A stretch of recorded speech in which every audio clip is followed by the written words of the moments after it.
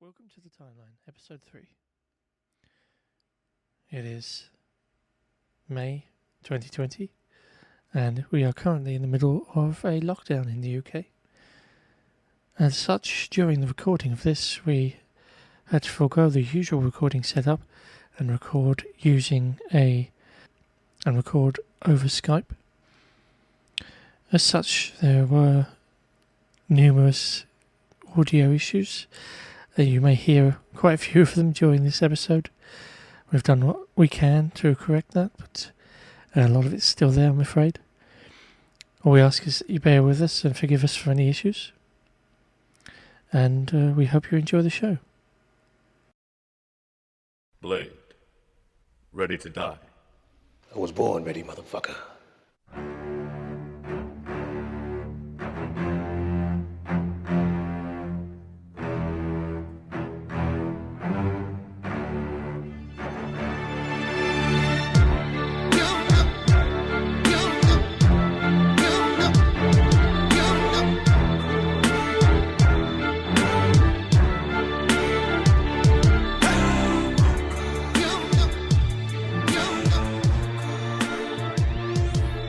Right, welcome back to episode 3 of series 0, I suppose. The pilot series of the Timeline. We are finishing up our look at the Blade series of films with Blade Trinity. The 2002 film, if I remember rightly. That's a long time ago. Yes, with me is, as always, Linbert Bond for this ride through all the Blade films. How have you been doing with everything? I've been alright. I've been self-isolating in my house, looking outside the window, watching people walk by. You've been managing to get your daily exercise? Yes, I've started doing a yoga series. Oh. But just yoga, nothing else? Just yoga. And a couple of walks, I went for a walk yesterday. Oh, good. Good. It's sort of semi-eerie around here, so... But as long as you're keeping well, it's been a while since we've spoken, everything's gone to pot, so... We'll be speaking in person for another 2 months. Well, you know, if one of us gets sick and recovers, we can obviously hang out after that. So, Blade Trinity. Which version did you watch, may I ask? I believe I watched the standard version, I believe. So like, the extended cut is about 2 hours, just under? I definitely watched an hour, I think 40-minute one? So a good 15 minutes longer then. Yeah. So we'll go through the people who've returned in a little while, but there's been a few people joined up, so we should go through the history of the film and this production. This is going to be an interesting episode for a multitude of reasons. So we'll just dive in, I think. So for Blade Trinity, a few people joined the cast. First up we had Jessica Biel as a character. We won't mention her name just yet. Jessica Claire Timberlake was born March 3rd, 1982 in Ely, something like that, Minnesota in the US. She's an actress, model, producer and singer, and also a vegan with some potentially questionable views on vaccination that we won't talk about today. She's one of those. Well, the information on that is iffy, so I don't want to go into too much detail. But people have questions of some of the things she said. Oh. She's notable for appearing in the Texas Chainsaw Massacre remake in 2003, which is around the same time as Blade Trinity. But also in Rules of Attraction, Stealth, The Illusionist, I Now Pronounce You Chuck and Larry, Valentine's Day, the A-Team movie from a few years back, New Year's Eve, and the Total Recall remake from a few years back. Her movie history's spotty, let's say. She's not a bad actress, she just seems to Think bad films? Right? Not even that, just kind of Passable, I mediocre. guess, yeah. Middle of the road films. Yeah. And that's no bad thing. You pay your bills, you know. Ryan Reynolds is in as Hannibal King. Ugh, I hate this character. Interesting. Ryan Rodney Reynolds, which is the best alliteration I've ever heard. Born October 23rd, 1976 in Vancouver, British Columbia, Canada. He's a Canadian-American actor, comedian, film producer, and screenwriter. He's been in a wide range of films. We will likely look at some at some point in the future, but most notably National Lampoon's Van Wilder, Waiting in 2005, The Proposal, Buried, which we've both seen. Oh yeah, You raved about that one. Woman in Gold, Life from 2017, and The Green Lantern. Yeah, the Green Lantern film. that film. There's some other film, something about a guy in red spandex jumpsuit. It'll come to me at some point. Anyway, we've also got Dominic Purcell as Dracula or Drake. Prison Break. Yeah, Drake is easier if we want to go through it. But Dominic Hakon Martraved Purcell, let's try saying that drunk and 5 times fast, was born 17th of February 1970 in Wolsey, Merseyside in England. He's an Australian actor. He's best known for his work on Prison Break through 2005 and 2009, and in 2017 for the reboot of that series, and in The Flash and Legends of Tomorrow, which he's still in at the moment. You've also got Parker Posey as Danica Talos. Parker Christian Posey, born November 8th, 1968, is an American actress and musician. She is best known for starring in a succession of independent films in the 1990s. For some to name would be Party Girl, The Doom Generation, The Day Trippers, House of Yes, and Clock Watchers. You might know her from other film appearances like You've Got Mail or Scream 3, Josie and the Pussycats, Personal Velocity, Superman Returns, the American Eye remake, and Columbus. But she also appeared in numerous TV series such as Futurama, The Simpsons, Will and Grace, Boston Legal, Parks and Recreation, The Good Wife, and God knows how many others. She's comes up in. Since 2018, she starred as Dr. Smith on the Netflix series Lost in Space. Oh, I've seen it. Yeah. Another one of note, Paul 888 Levesque as Jarko Grimwood.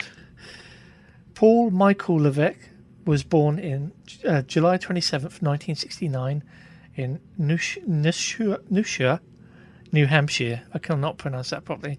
I can barely pronounce any words properly. In the United States. He is better known by the ring name Hunter Hearst Helmsley, or Triple H, and is an American business executive, professional wrestler, and it's also worth a note, it's our first official Patton Oswalt sighting. Born January 27th, 1969 in Portsmouth, Virginia, United States, Patton Peter Oswalt is a stand-up comedian, actor, voice actor and writer, and we're going to start a Patton Oswalt tally today that we're going to keep up with for whatever films we see in the future. We've got a couple of returning characters, obviously. Chris Christopherson is back as Abraham Whistler, and Wesley Snipes is back as Eric Brooks, or Blade, obviously. They've dropped calling him Eric Brooks or Eric in any way, shape or form. At this point, there's not even a reference to his original name in this film. None of the previous actors from any other films return at this point, which isn't a surprise. They tend to, based on the last film, just rotate for new people. The notable characters that do appear, there are two worth mentioning. Hannibal King, who you say you hate. What did you hate about him in this film? His jokes are not funny. I don't know. I just feel like he's just too over the top, trying to pull out jokes. Whoever wrote his character was just like going way too hard on trying to make him funny, but it wasn't really funny, which is annoying after a while. He first appeared as a supporting character in the 1970s comic book Tomb of the Dracula. In the comic book, Hannibal King was born in Milwaukee, Wisconsin, and first appeared in October 1974. He was created by artist Gene Colan and writer Marv Wolfman. Both of them have been mentioned before. He was a sort of supernatural private detective. King was bitten and killed by Deacon Frost from our first episode while on a case in London, and vowed never to feed on people as a vampire, feeding on blood he purchased or stole from blood banks and on corpses or animals. He's in the comics for a long time, sort of recurring character. The other notable character is obviously fucking Dracula. So they put out the pig guns. Now we won't go into the long history of fucking Dracula. There's so many as well. There's too many to go. It's a never-ending rabbit hole. Yeah. And we would need a lot of time, and not only is it debatable if this is the same novel as the novel Dracula, but even debatable if you count this as the same Dracula as the Marvel Comics Dracula. It could be an old vampire mistaken or assumed as Dracula. It's too confusing, but for the film timeline, we will only look at the evidence in the film. As for the Marvel Comics Dracula, he first appeared, obviously, in Tomb of Dracula #1 in 1972. He was created by Jerry Conroy, writer, and artist Gene Colan. Even for this take on Dracula, there's just too much to go into. Notable, you should try and look for, is a fight he had with the mutant Apocalypse in Victorian London. He was born Vlad Dracula in 1430 in Strasbourg, Transylvania, now Shishora or Sichora, Romania. There's no way I'm pronouncing that right. So we've got past all the main characters. There's a couple of others that pop up, but they don't do much. There's like quite a lot of people in this film. There's even some background actors and actresses who go on to do bigger things later or are famous in their own right. I just through random research today, looking at this cast, there's a girl who gets bitten by Dracula in the film.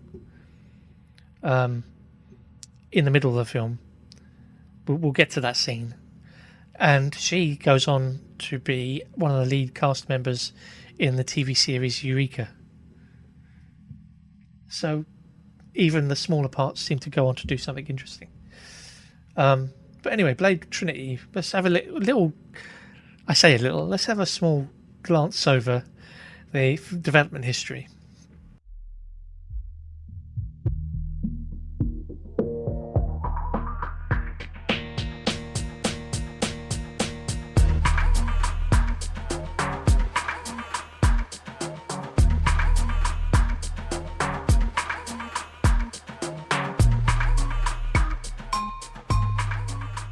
So as you know, it was produced by New Line Cinema, as all the other films were, Marvel Enterprises, Amen-Ra Films, Imaginary Forces, and Sean Danielle Productions Limited. So it had a lot of people behind it. So Blade Trinity is well known for having what you could quote as problems. Most notably, the film's lead actor, Wesley Snipes, was unhappy with the script. The original director, so David S. Goyer was brought on to direct instead. He'd written the script for the other films, and he'd written the script. So it was thought he'd be good for the role. You know, he'd even worked with Wesley Snipes as a director before, as we found out in the last episode. He directed a film between Blade and Blade 2. Snipes was a part of. Sadly, Wesley Snipes also disliked this choice. It was reported he caused difficulty during filming. This included but was not limited to frequently refusing to shoot scenes, forcing the director to use stand-ins and visual effects to add him in. Now, this is all conjecture. Right? In an interview with the AV Club in 2012, Patton Oswalt said of the lead Snipes, quote, "He wouldn't come out of his trailer. He would smoke weed all day." He continues. Then I remember one day on the set, they let everyone pick their own clothes. There was this one black actor who was also kind of a club kid, and he wore this shirt with the word garbage on it in a big stylish letters. It was his t-shirt. And Wesley came down to the set, which he only did for close-ups. Everything else was done by his stand-in. I only did one scene with him. But he comes in and he goes, "There's only one other black guy in this movie, and you make him wear a shirt that says garbage? You racist motherfucker." And then he tried to strangle the director, David Goyer. Gee. Method acting to the next level. He said Snipes would stay in character throughout the whole shoot. When Oswald introduced himself, Snipes simply said, "I'm Blade." Furthermore, a lot of the lines that Ryan Reynolds has were just a result of Wesley not being there. So they gave lines to Ryan Reynolds just because they didn't have somebody else saying something. So they just gave him more to say. According to Oswald, when Wesley Snipes apparently sat down with David Goyer and said, "I think you need to quit. You're detrimental to this movie," Goyer's response was, "Why don't you quit? We've got all your close-ups. We could shoot the rest with your stand-in." For the rest of the production, he would only communicate with the director through post-it notes. And he would sign each post-it note from Blade. Oh, this is why this movie is so bad. It all makes sense now. How much of this have you heard so far? None of that. None of that at all. Oh, there's more. Another source stated that when Spin reporter Chris Parry showed up to cover the final days of filming on the set of Blade Trinity, he heard a range of stories. He learned that not only did Wesley Snipes not refer to his co-stars by name, but he specifically referred to Ryan Reynolds as "that cracker." Wow. An unnamed executive on the film claimed Snipes would say things like, "Tell that cracker to get out of my eye line," and "Tell that cracker to get his lines right." Wow. Now he's a bigger star. Who's a bigger star now? Snipes has been to prison since. So. Not for anything interesting. I think it was tax evasion or something. Tax evasion, yeah. So yeah, boring. Good. Yeah. In an interview with Chris Parry, writing for Spin at the time, Parker Posey spoke about how obvious it was Wesley Snipes was checked out. She said, "I came here to do something fun and stupid and big budget, and I don't normally get to do that kind of thing. I don't have the boobs for it, you know?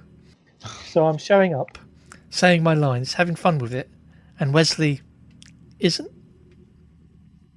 Eventually, in an interview in Vice in 2018, Snipes opened up about the rumours and accusations.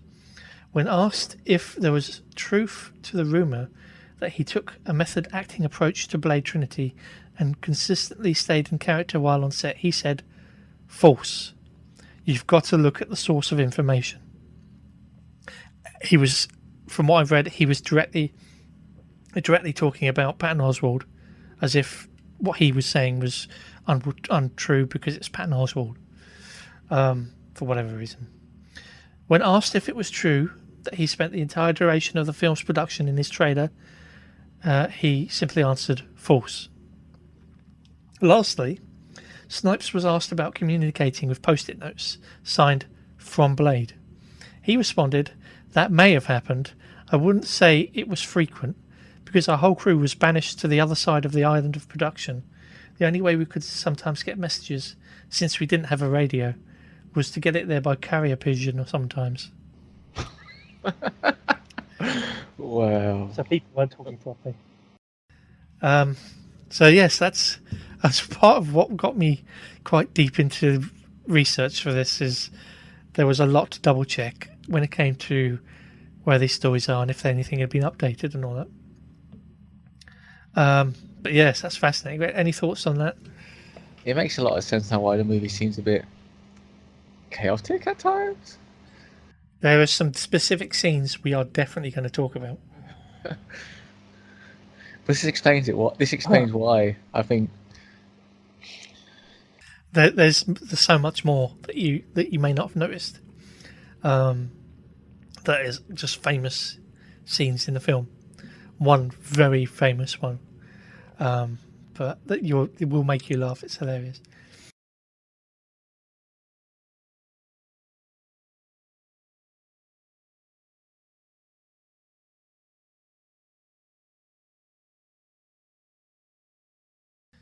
So the third Blade film was released 8th December 2004. The box office in America, it took a box office gross of 52 million, and worldwide it took $128.9 million, which is around the same as the first film. Directed by David S. Goyer, as we mentioned. He did nothing between the two films, the second and third one. Literally, as far as I can tell. I can't see. Maybe he worked on some scripting for this, and that took up his time. He did have, you'll like this, one uncredited writer role on a film, and that film was for Freddy vs. Jason. Oh, great film. Watch it. As always, for reference, the Marvel Universe for everything in the comics is 616, but the universe for this one is 26320. When it comes to the timeline for everything in this film, it is literally impossible to figure out what the timeline is. There is only one reference to time passing of some visuals, and that is a 6-month jump. So we know that there's a 6-month sort of gap, and even that is not properly corroborated. It could be any sort of time period. That's just our sources say sort of stuff. The film I watched and that we'll be working from here is the extended edition DVD, PAL Region 2 UK. Some scenes may be different in different countries, might be longer or might be missing completely. There may even be different takes of the same scenes, but generally most of this should match up. I know in your case that you'll have scenes that, you know, I know you've got a different scene at the end than is on this version of the film. Though I think so, but we'll get there. But you'll be able to follow along, I'm sure. If you don't know something or have an opinion on something you've not seen or heard of, feel free to speak up. All right, so let's get ready. We'll dive right in.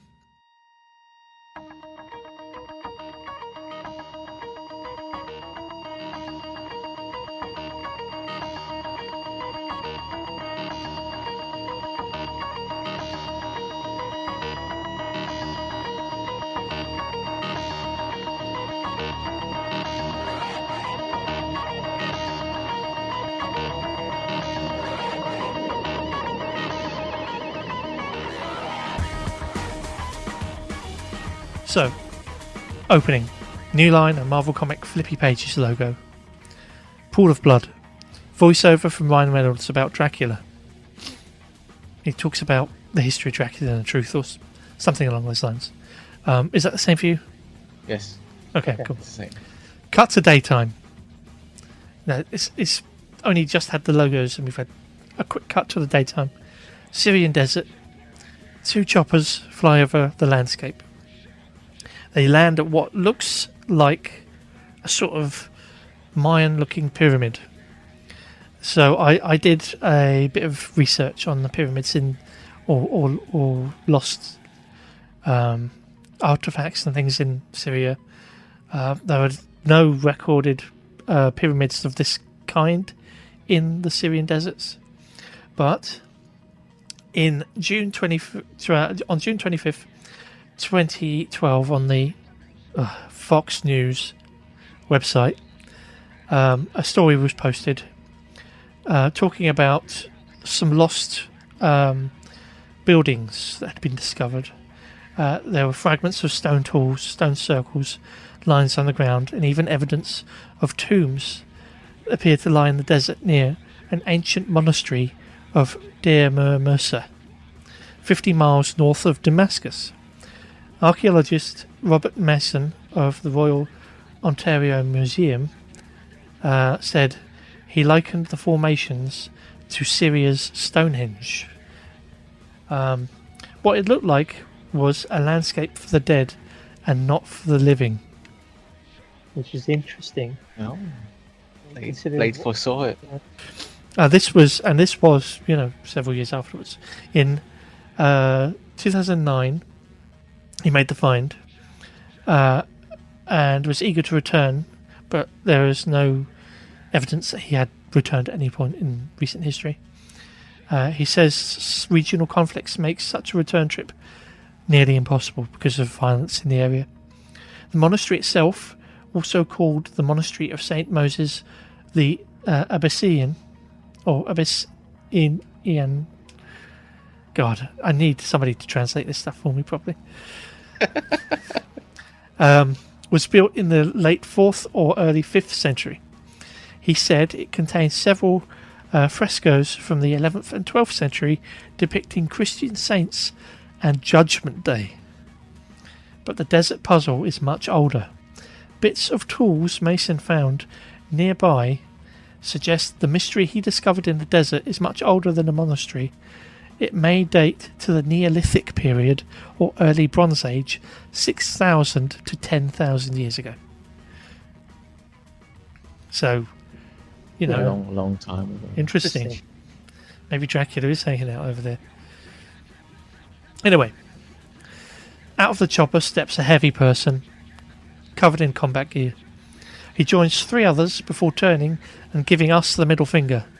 Of course, he's going to give his Sorry, son. giving the son the middle finger, which is ridiculous. Fuck you, son. They all become daywalkers. Don't give it away. The 4 mystery people enter the pyramid and use some head scanning or heat scanning equipment before breaking through the floor and making their way down into the depths below. After tossing 2 glow sticks with a little swish noise, the ground makes their way down a ladder. Where did that ladder come from? Magic Ladder. Into an area covered in scripture. Finally, they remove their headgear, and it's Vampire Parker Posey. 2 small henchmen, and is that Hunter Double H? Wrestle fights, man. He looks a bit doughy in the face here. He's totally been at the head and shoulders, so that's something. What's this chicken scratch? He asks. She just says it's cuneiform. Cuneiform, and she says it's a 4,000-year-old text or something like that. Notes on cuneiform. Cuneiform, or Sumero-Akkadian cuneiform, was one of the earliest systems of writing. Invented by the Sumerians in ancient Mesopotamia, it was distinguished by its wedge-shaped marks on clay tablets, made by means of blunt reed for a stylus. The term cuneiform comes from cunea, the Latin word for wedge. There you go, there's your learning. That's ain't no for day. Quickly, they detect something below them, a body. It's not long before one is snatched face first and pulled into a slowly opening sandpit in the ground. The others attempt to rescue him, but he's pulled back minus her head, causing Trouble H to exclaim, "What the fuck, motherfucker?" And for some reason, the lights that don't exist in the room to start flashing back and forth on and off. Because I thought it was just light coming in from outside and their glow sticks. So I don't know what's flashing on and off. As it does, a demon rises out of the pit to the sound of screams. Cut to black. Fade into a TV screen.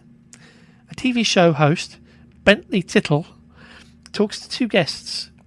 a psychiatrist and biochemist, and a second guest, a chief of police. He's never given a name, and it's not clearly stated where he's chief of police of, but he is chief of police. Maybe he's chief of all police, I don't know. The doctor mentions a hereditary blood disease called porphyria. Oh yes, it's research time. Notes on porphyria. Porphyrias are a group of mainly inherited conditions. They are characterized by attacks of severe pain, acute porphyrias, or light-sensitive skin problems, cutaneous porphyrias. According to the King's College Hospital NHS website, they are a group of inherited metabolic disorders of the heme biosynthesis pathway, caused by a deficiency of one of the 8 enzymes involved, leading to accumulation of neurotoxic or phototoxic heme precursors. The conditions are characterized by acute neurovascular crisis, skin lesions, or both. Metabolic means they affect the chemistry of the body, not its structure. Skin sensitivity in sunlight is far worse than normal sunburn. Heme is used to make hemoglobin in red blood cells. Some people end up with red urine after exposure to the sun. Whoa. Yeah, there's pictures of people who've pissed in a jar on one day and then 2 days later it's red. It's weird, but you know, people have to watch their kidneys and livers and stuff when they've got this. It's not a sort of blood disorder quite, but you can see where they're stretching the idea from. Yeah. Back to the film. The cop denies vampires exist, and then the TV show talks about Blade. So they've talked about vampires and Blade as if the whole world knows who both of these things are and believe in them. What has happened between Blade 2 and Blade Trinity? Blade's become exposed. They dissect him as an idea and suggest he's just mentally ill. Sudden cut. Explosions. Warehouses. Side note, are warehouses just people who trap their hands in a door and then turn into buildings on a full moon? Perhaps. Perhaps. There's always a warehouse somewhere. Yeah. Well, it's polite in some places. One person falls from a window, screaming, mostly because he's on fire. Others flee the building, some also on fire, and one runs towards the camera before, boom, shot in the back, disintegration. In this film, it looks a bit better than it has in the others, but not, it's got the style, but it's a better quality version of it. And it's Blade, stepping out for a second, starting the title sequence, and a fight. A mix of classic movie score, dance, and rock music plays. It's got a bit of all of that together. Vampires on bikes, again. Some in a car, though. Blade flips backwards over one car, and then shoots behind himself, causing another car to reverse into a pole and explode for no reason. 2 vampires run up to Blade, and then for a moment, everybody stops. And then a 3rd vampire runs up to him on fire. He's quickly booted out of the way, then Blade pulls out a cool-looking chain whip thing, killing all the vampires surrounding him. That was weird, that bit. They just run up to him screaming, and then they just kind of stop, and he's got his guns out, and he just kind of stands there. And nothing happens. It's weird. Cut to a semi rolling down the street. It's our old mate Whistler. Yeah. Oh yeah, the main man. Back from the dead again, still I see. 2 bikers would sit. No, you can't keep him down. Can't keep a good old guy down. 2 bikers are attempting to escape, but he's on their tail. We've got a great big vampire hunting convoy. Blade jumps down onto the trailer and then rolls off of it onto a car beside the truck. He gives a weird gurn before leaping into the back of the trailer and driving his car out from the back. Also, side note, Blade now has nitrous. I don't know if you remember in the second film, Whistler thought nitrous was a bad idea. Yep. But he's got it now. And that entire thing that makes sense as well, that truck scene. I'm like, oh. Yeah, no, we're going to get further into that. Don't worry. So, notes on nitrous, because we may as well research that here while we're here. When you heat nitrous oxide to about 570 degrees Fahrenheit, or 300 degrees centigrade, it splits into oxygen and nitrogen. So the injection of nitrous oxide into an engine means that more oxygen is available during combustion. Because you have more oxygen, you can also inject more fuel, allowing the same engine to produce more power. Nitrous oxide is one of the simplest ways to provide a significant horsepower boost to any gasoline engine. Nitrous oxide also has another effect that improves performance even more. When it vaporizes, nitrous oxide provides a significant cooling effect on the intake air. When you reduce the intake air temperature, you increase the air's density, and this provides even more oxygen inside the cylinder. No? Yeah. I wanted to get that out of the way so we didn't have to talk about it. Should we ever talk about Fast and the Furious or anything like that? Anyway, vampire bikers shoot holes in Blade's car windscreen, which tickles Blade a little bit, so he has a laugh about that. And then he just runs the two of them down with his car. The second slips behind Blade, but Blade just slows the car down so the biker crashes into the back of it and through the window. Blade then just grabs him and slams him up and down into the roof of the car before shotgunning him in the face while he dangles out the car door. The first vampire suddenly leaps up onto the bonnet of Blade's car and just thumps on the bonnet a bit before being shot in the face as well. Blade then catches up to the fleeing car in front of him with a driver and passenger. They shoot back at him, but he pops on some UV headlights and dusts the first vampire, the driver, as the car flips and crashes. Some civilians come out and pull the surviving man out of the now tipped over car, but quickly run and scream while they see he's brandishing a gun. As he attempts to make an escape, Blade shotguns him in the back with a silver stake shotgun, causing even more bystanders to scream and run. As he approaches our final vamp, but shit, swerve, son. It's not a vampire, it's just a guy who laughs that they tricked him. And then we see Vampire Parker Posey filming everything from the rooftop in the background. Right, so we finally gotten through the opening sequence. The opening sequence had 4 scenes before like 3 scenes and a bit of a scene where the title sequence happened. It's just crikey. Like, usually you get 1 or 2 maybe, but there was so much before the beginning titles. Was anything different from what you can hear in your version of the film? No. No, okay. It all seems the same. So about this plan they had. So how did they know that the car was going to crash where it crashed, so that Parker Posey could be standing on a building in the background filming him with a camera? I mean, that is some severe planning. They knew how many vampires were going to die before they could get him in the right spot to film. She knew about the truck, the nitrous in his car. Just all of it. Secondly, where did Whistler disappear to afterwards? Maybe he drove the truck back to base. How did he make that vanish? He was driving down the same road as Blade. I'll just turn this round. Don't worry, everyone. I'm not trying to block you in. And why did Blade ask the guy why is he not dead? Yeah. You'd think he'd figure it out. Thirdly, everybody involved in this plan was involved in a plan. So all the vampires knew they were going to die. And then, even worse, the human being who wanted to become a vampire decided it was okay to risk being killed as part of the plan. I love the fact that he tricked him.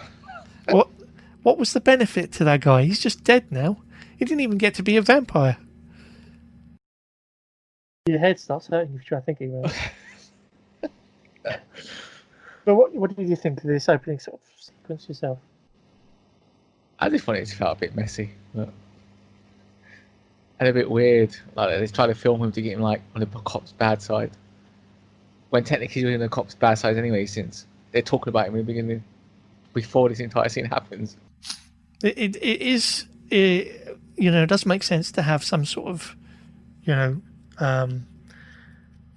bad press campaign against Blade from the vampires because, you know, they're in business and they're in control of stuff and they'd want to smear him. It makes sense. It's just kind of all over the place. Anyway.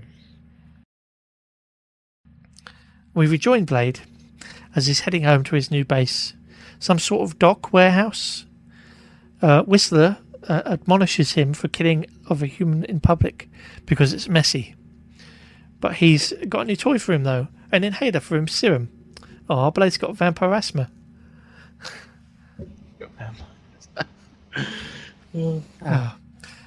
We cut to a wanted poster, out of the blue, in a well-lit office. A news report on the TV. I paused. There's no date. There's no location on the television. No information I could work from to figure out when or where this is. And apparently this is the FBI. So, I also paused and looked at the wanted poster. There's quite a lot of detail written on there. Exactly where they got the information from, I don't know, because it's just telling people the story of Blade being a vampire hunter. But he's mad, you know. Note 1, and I want you to consider these questions. Why does the wanted poster need a mock-up drawing of Blade when they have two very good high-quality pictures of him? Doesn't that defeat the point of the drawing? Yep. 2, the TV report is one of the worst TV interviews I've ever seen. It's hilarious. She's just like, there was so much blood. Yes, thank you very much. Like, what? Huh? The opening card for this scene says it's FBI regional headquarters. So it's clearly daytime in the FBI regional headquarters. You can see there's windows, bright light, it's daytime. The news report is nighttime and it's live. I think they just waited in the morning to publish the news. It says it's live. Should we assume this is day 3? Or, I don't know. If this is regional FBI headquarters, which region is it in? Is it the same region as the news report? I don't know. The news station, WHML9, is obviously not real, but there is a radio station called WHMI 93F 35 FM out of Livingston County, Michigan. It's unlikely to be where this is set, but it's a shot. We're digging here. There's also a couple other WHML things. There is one WHML radio station, not MHL 9, but it's a Christian radio station somewhere, and I didn't catch where it was from. Agent 2 enters. He says, "Hey Ray, we got a lead." Clearly said as a statement, not a question.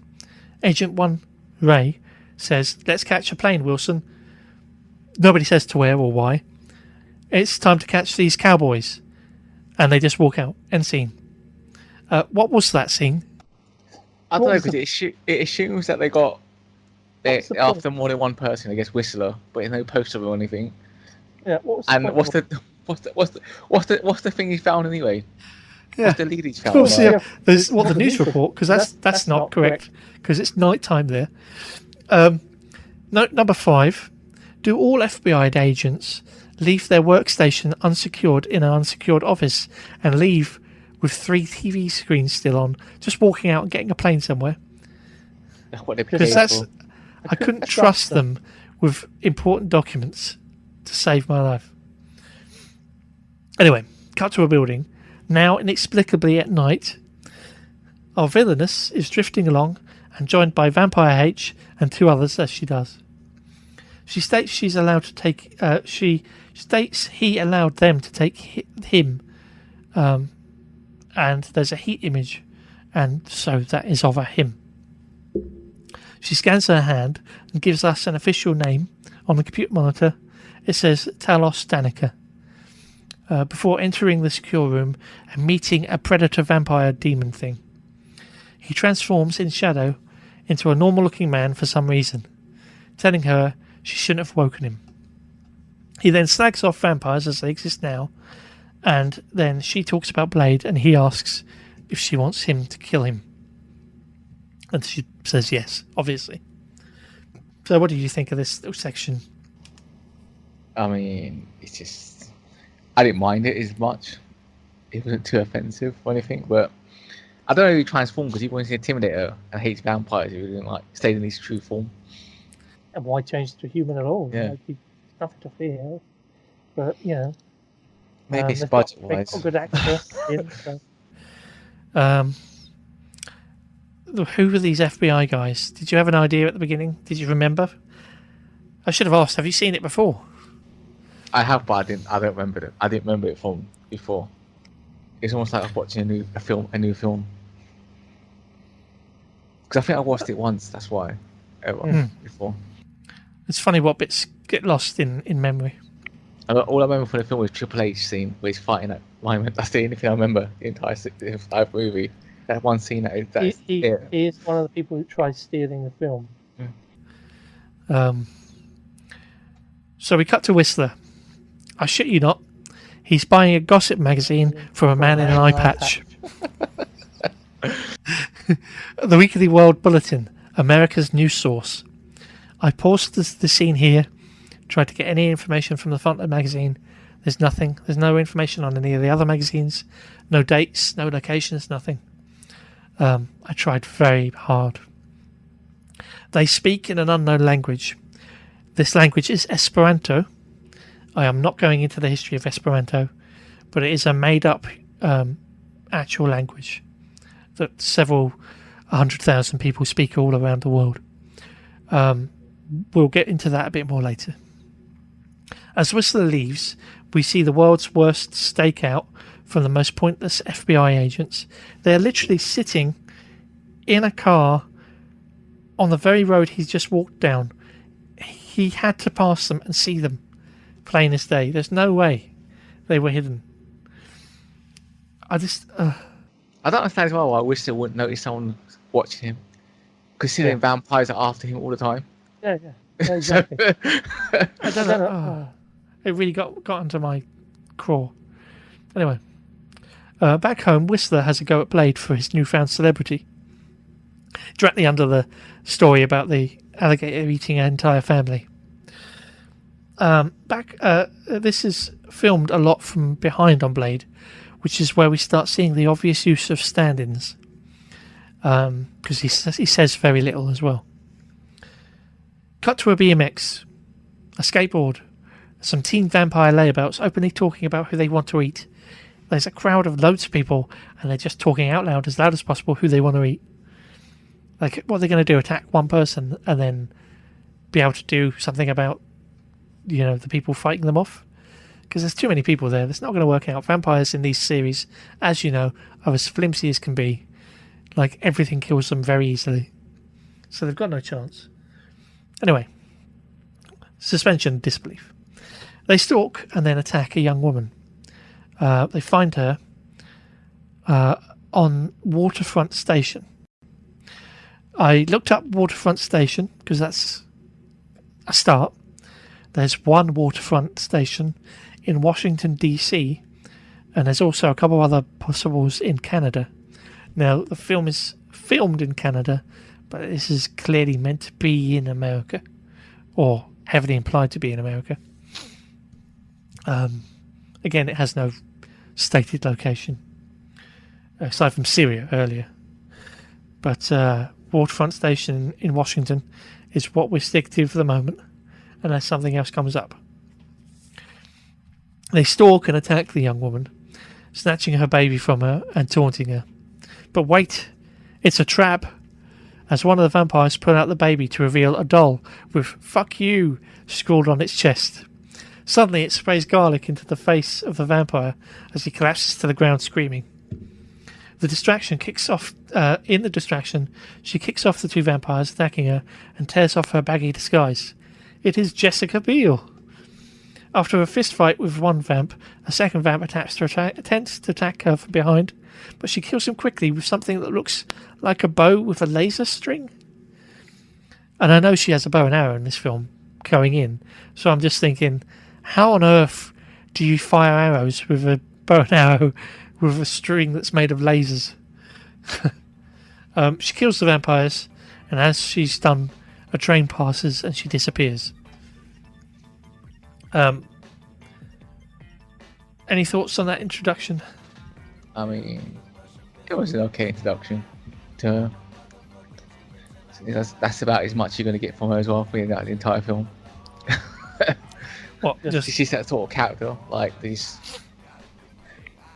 They're trying to make her like a powerful heroine, but she's like a. I guess she'd be considered the Hulk when she's Hawkeye now.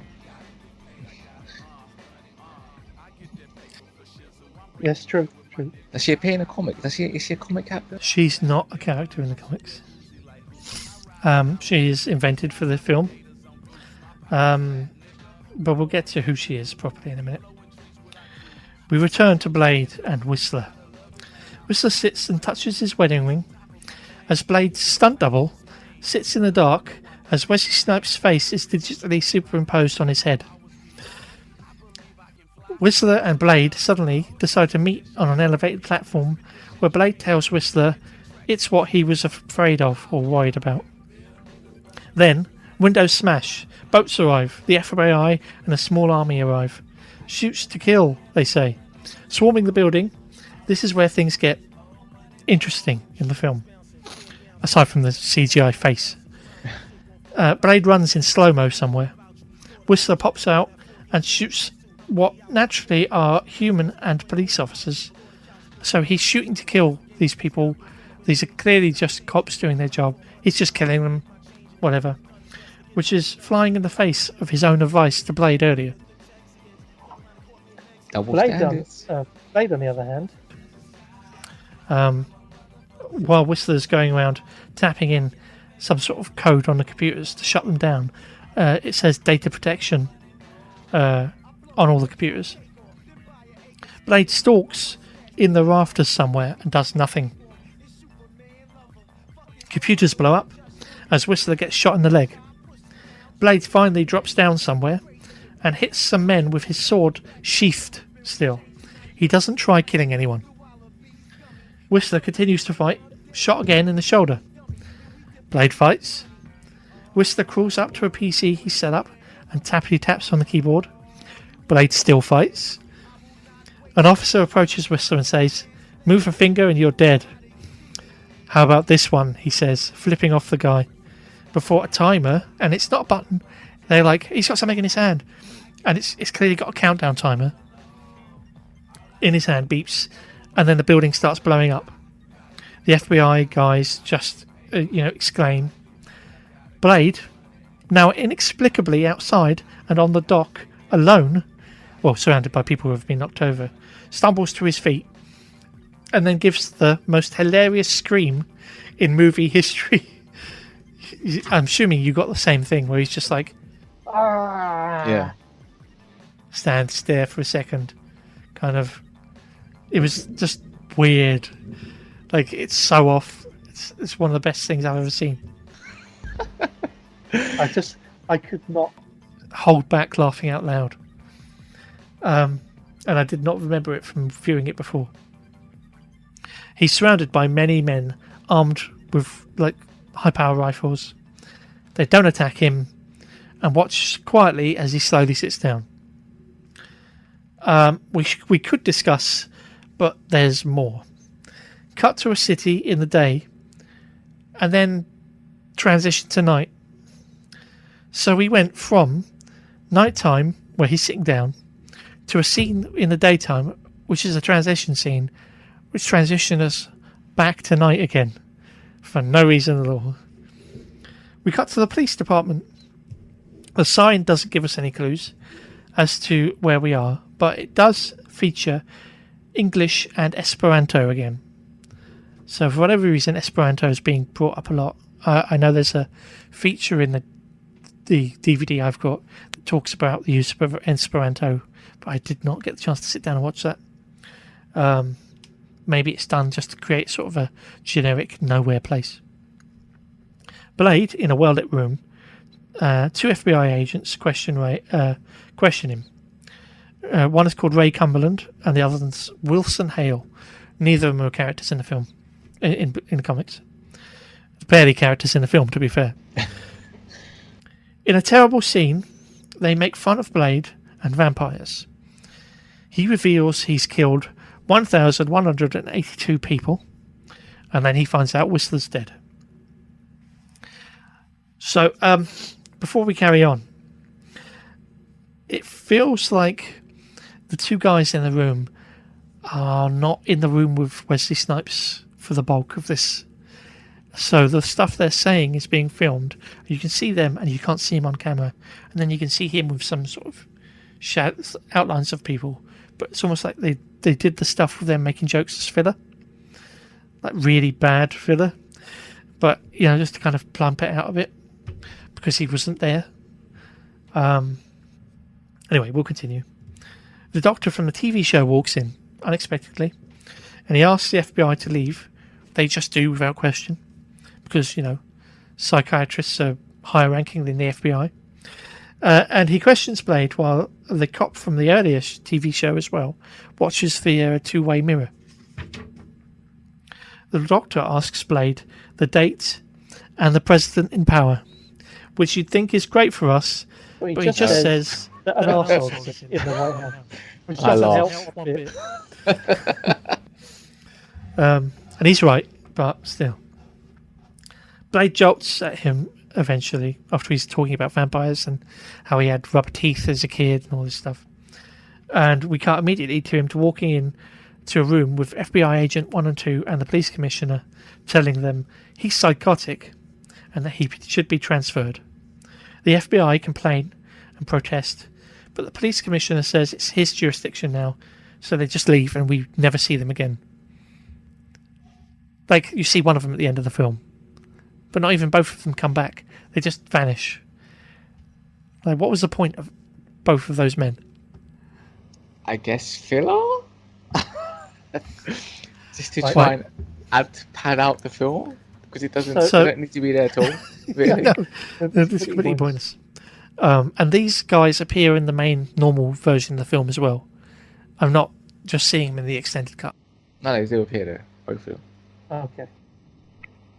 Because then the psychiatry guy comes in and they just walk, they go, oh, okay. We're done. Yeah.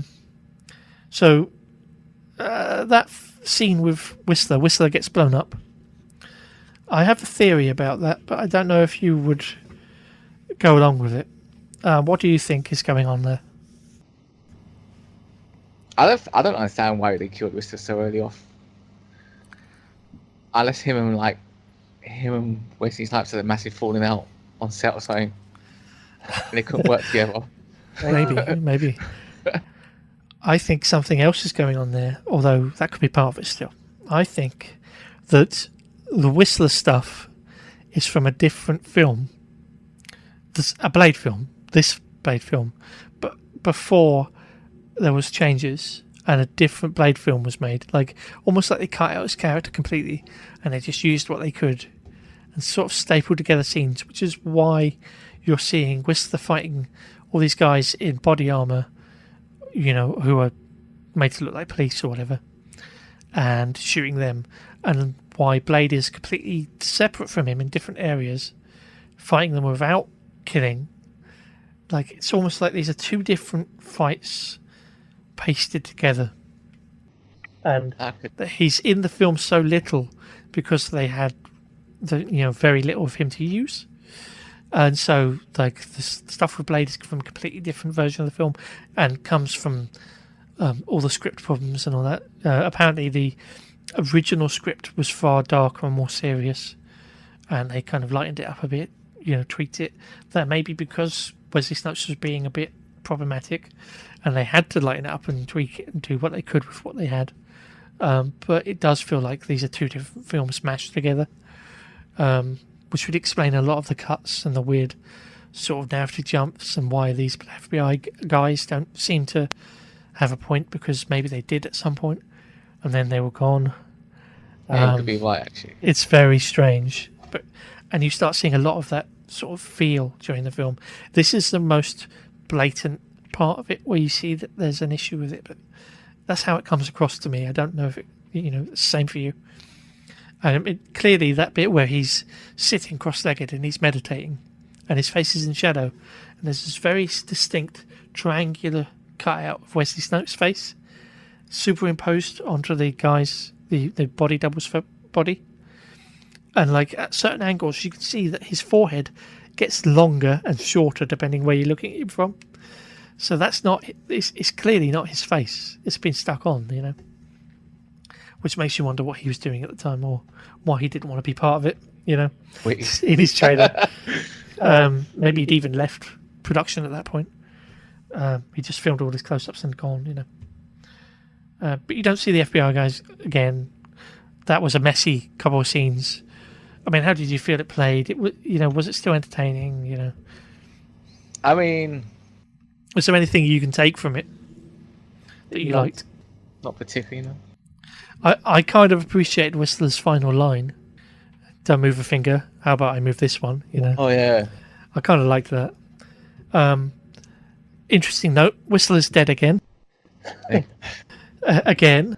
I think this is the final time. This time, Blade wasn't nearly as emotionally affected by it. Like the first Blade film, you can see he's acting. In this Blade film, it's just stupid. His reaction to it all. Dead, be there. Yeah, he's dead. Done. Sit down. And then, like, when he finds out he's confirmed he's dead, he just sits there quietly. You know, no reaction on his face. Maybe he's trying to play up that he's being tough, but it's almost like you can see Wesley Snipes isn't really being involved in the film at all at that point. Anyway, we rejoin Blade in the holding room, and the doctor comes in and drugs him, and through very heavy-handed storytelling he reveals that he's a familiar, that he knows he's like a mutant version of a vampire, you know. And then in his dreamlike state we see the psychiatrist go into the other room, shake the police commissioner's hand, and oh no, the police commissioner is also a familiar. For some reason, they're both familiars. And then we see Blade drifting in and out, and we hear Whistler's voice from this film, quotes from bits of other films, I think. And as he's drifting, lift bings and our vampire bad guys turn up, dressed as medical professionals, clearly to take him away. They strut into Blade's holding room, and they mock Blade, until suddenly a vampire bursts through the mirror and mid-disintegrating. The vampires are knocked aside as a man leaps through. Sorry, turning a page there. Hello, my name is Fuck You, says a sticker on his chest. It's Ryan Reynolds as Hannibal King. Nice silver fangs, Triple H, by the way.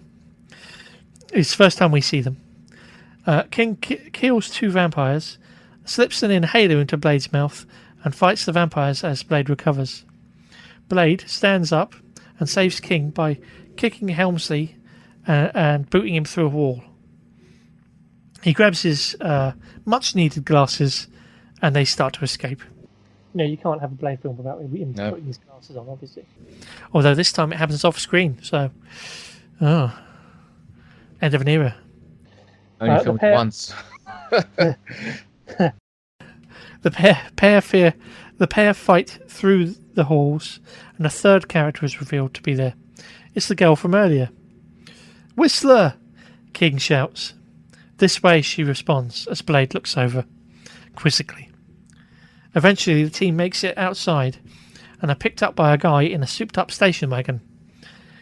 Blade vanishes for a little while this is happening, and rejoins the pair outside by jumping out of a high window and landing on his feet, stating he left his sword behind. What really happened is he didn't want to film the scenes with him running out, and then they just put him in it at the end. That makes sense. I'm thinking that. Why did he just disappear? Like, He couldn't be asked to be there. You can tell. And Hannibal King introduces himself and Abigail, and Blade just says, Whistler's daughter. Oh yeah, Whistler just died. Don't worry, no one seems to care at all. I wonder why. Maybe it's because Whistler wasn't actually in the film. But anyway, like both Blade and his daughter there, and they all no-sell the fact Whistler's dead. The group arrive home, which is like a docked boat and some sort of facility. That's the way it looks like a yacht, but it's actually some sort of dockland sort of building. I couldn't really tell. It's so weird because the way it's shot, it's hard to see what it is. Abby is Whistler's kid out of wedlock, she says. Which she says in such a really sort of dry and uninteresting way. Yep. I was born out of wedlock. Oh, fair enough. She hunted him down and asked to become a hunter, and then she'd been a vampire hunter from the moment she met him. Funny they both no-sell Whistler, but okay. And the fact that Whistler never never mentioned mentioned her. Yeah. The driver is Dex. Patton Oswald is here. He's Hedges. And Summerfield, blind lady, built blades in Halo, apparently. Her daughter is Zoe. She's outside. If she built the inhaler and Whistler gave Blade the inhaler, that means Whistler went there recently and got The new inhaler. Yeah. and still nobody's bothered by the fact that Whistler's dead. Anyway, I did mean to research the Night Stalkers, but Night Stalkers is a comic book series from Marvel Comics. It featured lots of different crossovers of different supernatural characters. Sometimes Ghost Rider would be in it, Blade was in it, you know, people like that. Yeah. I don't know a lot about Night Stalkers. I should really research it at some point. So, Blade slags off the lot of them, especially King, for how he dresses in a protective vest, which is rich from the guy who's always wearing shades and with a big black leather duster with red lining. But anyway, His costume looks ridiculous in this one as well, Blade's costume. Yeah.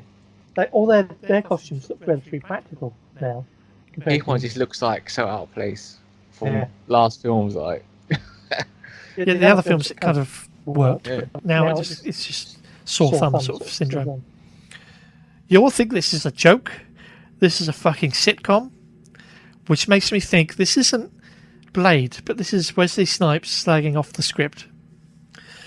Maybe they took something he said and rewrote it into the script. I don't know.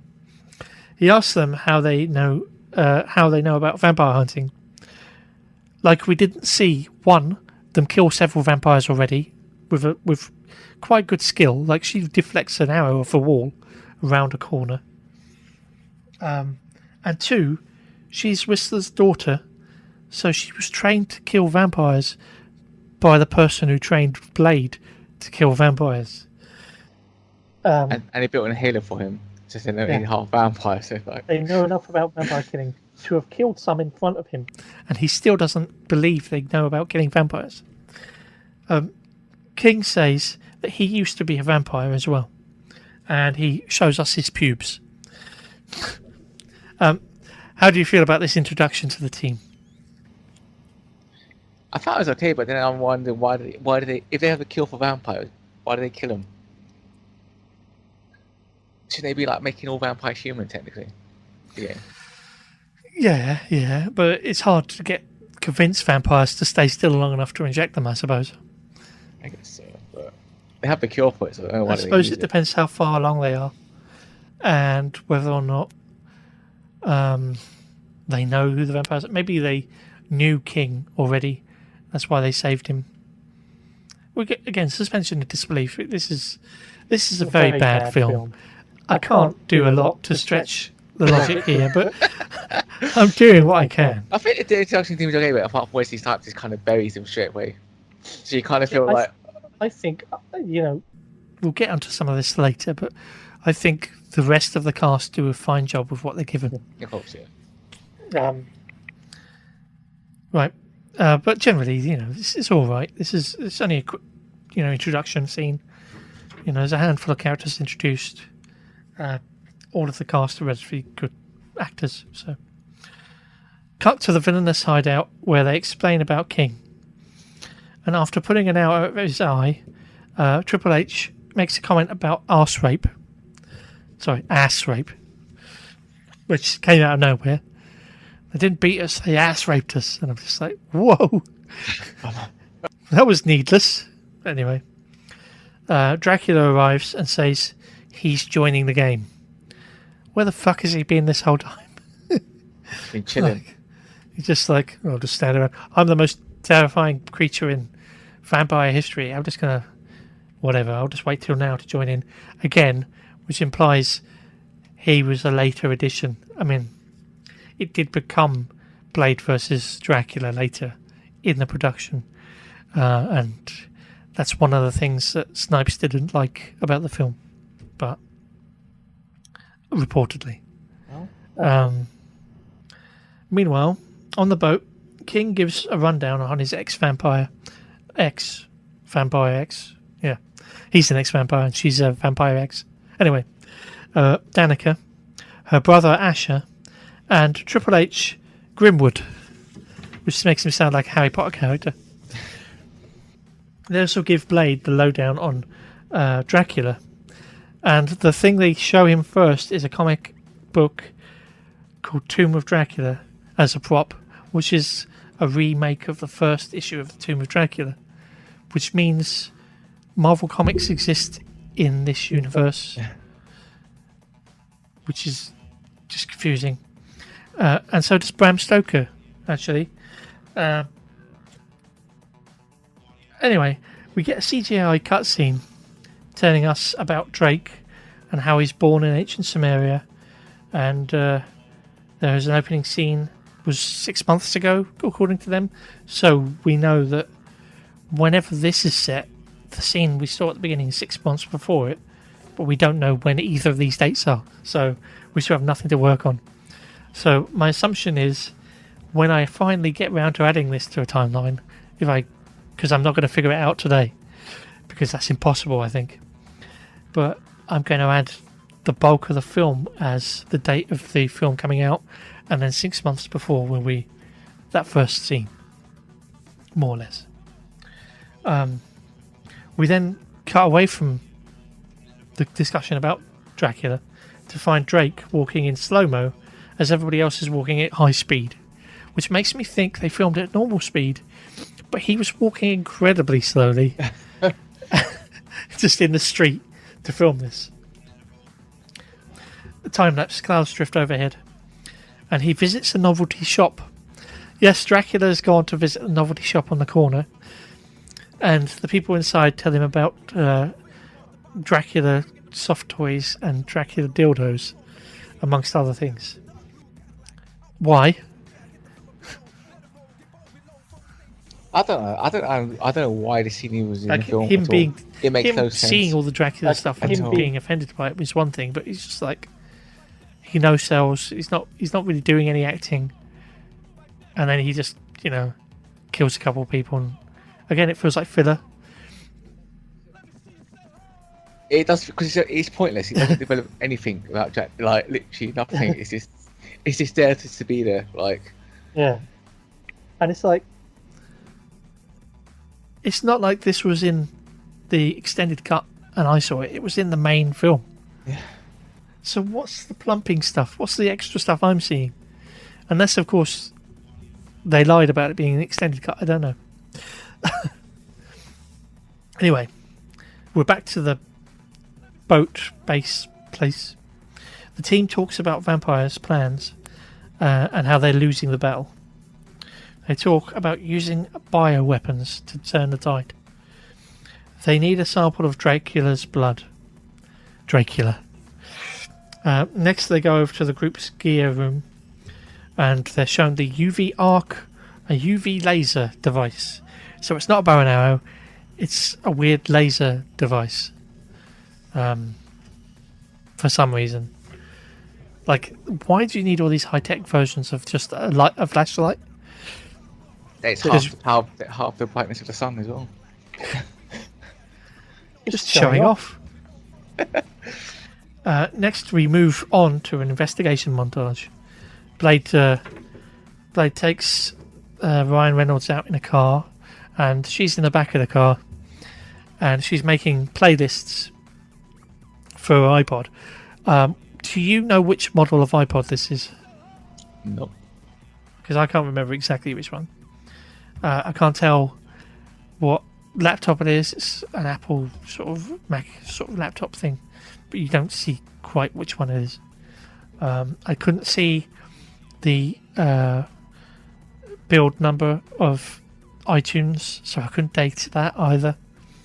And the car is like a GMC, but it doesn't say. I don't know which model that is. That's very American. You see that in all of like the Marvel movies. I love that make. Yeah. Like it's just business. Agents of Shield, GMC. Yeah. Anyway, You can see some of the tracks she's adding, the ones she's selected. Several of them are from Jurassic 5's third album, Power in Numbers, which was released in 2002. Which means this is definitely set after 2002, i.e. set after Blade 2. But that's all I've got to work on at this point. I'm still finding no evidence of a specific date or time period.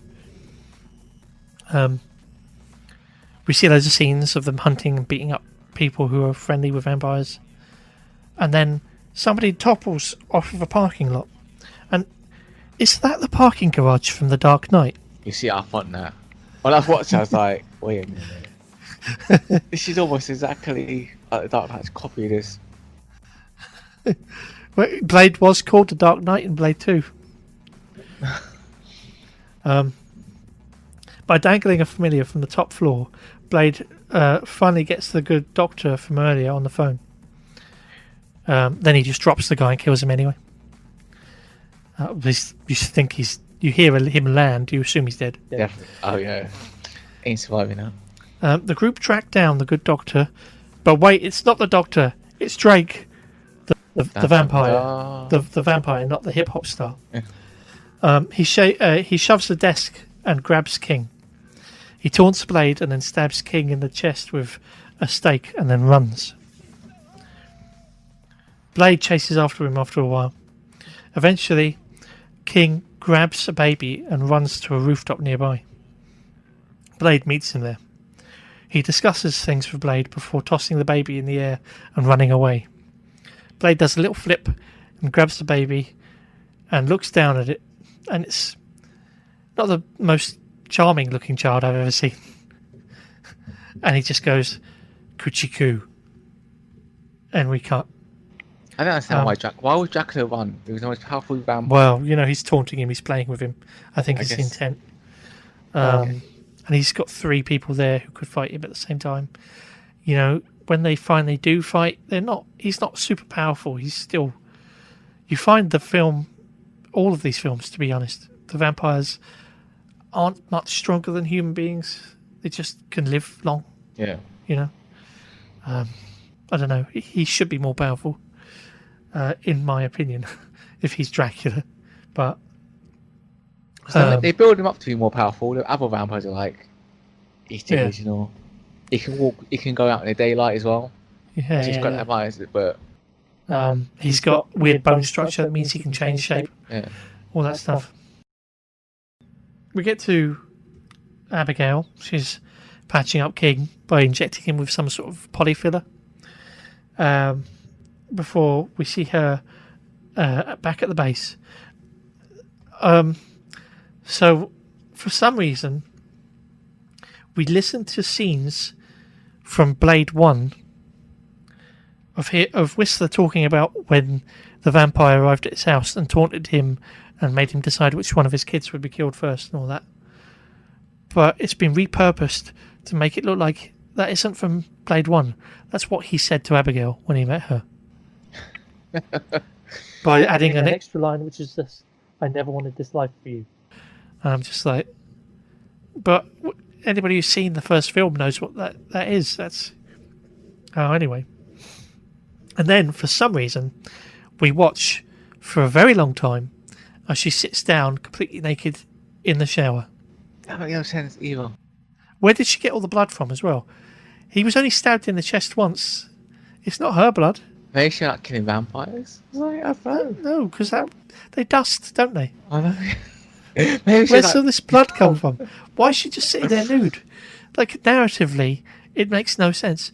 I it's almost understand. like it came from someone else. Like, Maybe, but even then, like, I understand why it's really in there, which is they've got an attractive girl to be nude in a shower in the middle of their film, so people will watch their film a bit more. You know, it's like the lowest sort of common denominator quality filmmaking. I feel really uncomfortable with it now. I felt uncomfortable with it 10 years ago when I saw it the first time. It's much worse now. I just like, why? Why have you put this in? You could have had a walker walking in, like, dealing with cleaning herself up and had that bit with Whistler, and then just completely cut the shower bit. You know, all this dramatic music, and it's kind of looking at her skin longingly. It's just like, it feels really bad. But that's just my opinion. I'm sure a lot of people will probably agree at this point. Like, things have changed, to be fair. It was different, I suppose. I mean, back fair then. enough if you see her fighting loads of people and she's getting loads of blood over her, but like, it just makes no sense. Why she Even got blood then, over her. a short shower. Yeah, Like, it's fine, very yeah. short scene where she's cleaning herself off. But this is like, slowly look at her body, look at different parts of her, get her sitting down with her feet just in front of her vagina, so you can imagine where it could be. You know, see almost all of her, but not anything at all. Like, it's just really just weird, and makes me wonder what the director was thinking as he was making it. Anyway, as King recovers, he's watching a black and white film. The film is called Incubus. It was recorded and made in 1966, entirely in Esperanto, and stars William Shatner. It's like this film that was lost and found relatively recently. But yeah, they really leaning in on the Esperanto thing. And it's interesting. Like, the fact this film exists makes me want to watch this film, you know. Blade and Abby visit, and they discuss what happens if they win. Blade just turns around and walks out. Ryan Reynolds says, "He hates me, doesn't he?" "Yeah," she says. Again, this is clearly Ryan Reynolds talking about Wesley Snipes. Yep. Breaking that third wall, like full call. God knows why. That's why like Wesley Snipes had such a problem with him. But I like that they're definitely putting it in the film and saying it, you know, to people who know post. We cut to a car driving down a country remote looking lane.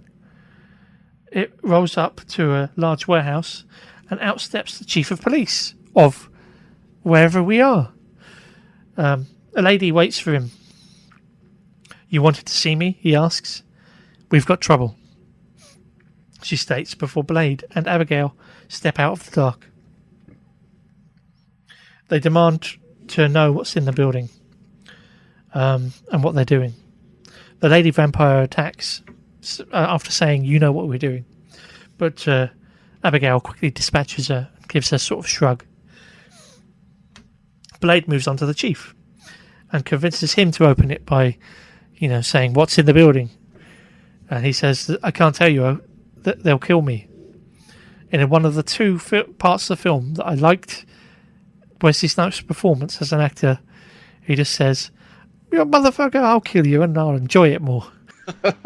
You get the other side. One of my favourite scenes with him is him dangling that guy And that phone ringing, and they're looking around, and he's just going, "Oh, it's for you," you know, because it seems like he's got a personality for a second or two there. That's when he's enjoying the film. When he's enjoying Yeah, the film. well, just that line. Maybe he's high at that point. Who knows? Yeah. They open the building up, and inside, when they turn the lights on, are hundreds of vacuum-sealed people being used as blood donors. The chief says they're brain dead, and that they can produce something between 50 and 100 pints of blood. Blade then lets the chief run, telling him he's got 20 seconds, before just saying 20 and shooting him in the back. He then convinces a woman who's manning the computers in the building to shut down the entire site, and they leave.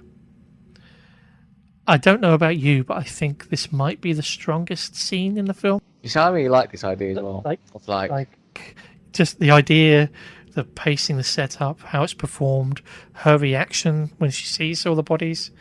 The visual quality is really good as well. Like they look like they've been sealed into like these big, like action figures being sealed up and hung up in a shop. It's really striking. And it makes sense as well for vampires to do that kind of Yeah, we kind of addressed this in the second film when they talk about killing the lead villain in that, and how he's got a rare blood type, and it's like, why would you kill somebody with the rarest blood type in the world when you could keep the blood for yourself? And this kind of probably comes from somebody saying something like that to the writer director at that point. But it is a striking scene, I think. the blood bank. Yeah, the blood. Yes, isn't the blood bank the name of the place in the second film? I don't know.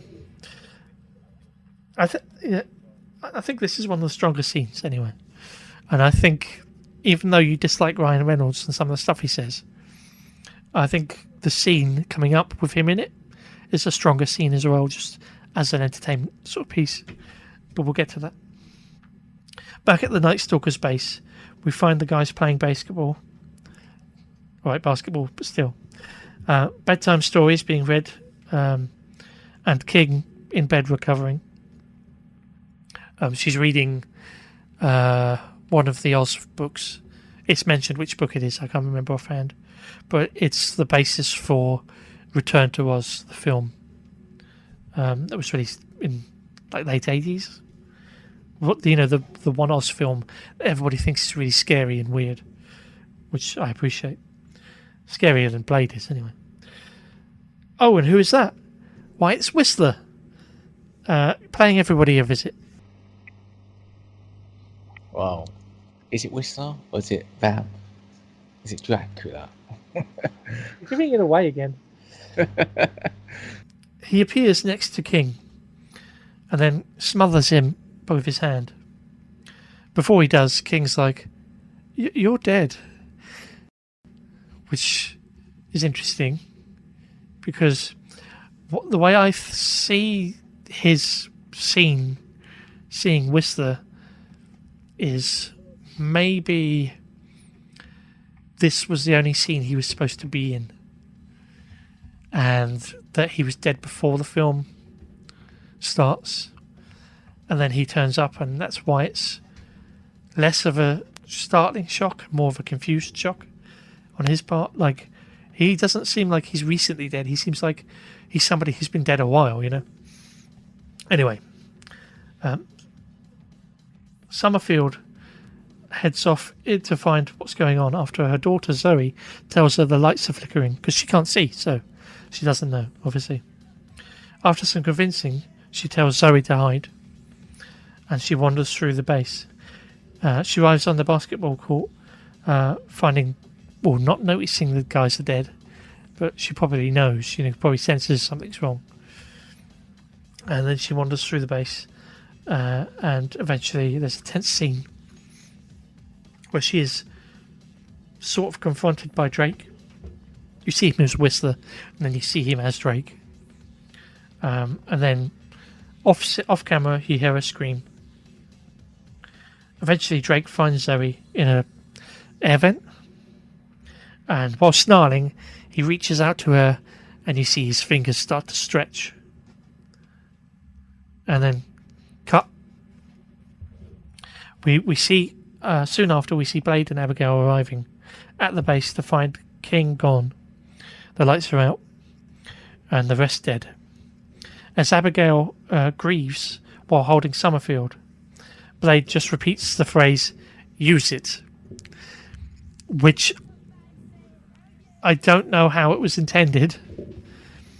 It could be that he's saying use the pain to drive Yeah, I do. you to do things.